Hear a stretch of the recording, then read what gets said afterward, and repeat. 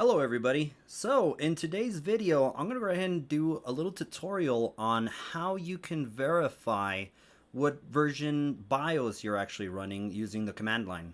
So of course, like always, let's go right ahead and open the command line. So let's type in cmd. I'm actually going to go right ahead and run this as admin. Alright, so now that we have the command line open, let's go right ahead and run this command. So the command is going to be wmic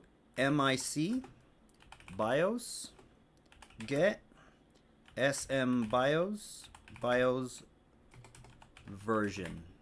Hit enter, and as you can see right there, we do have smbiosbiosversion, and it will show you what type of version the BIOS you're running. So I actually use this a lot at work whenever I need to go right ahead and verify if I have the latest BIOS or if I need to actually upgrade to the latest and greatest. Nonetheless, that is the end of this tutorial. Like always, I really do hope you enjoyed this video, and we will catch you on the next one.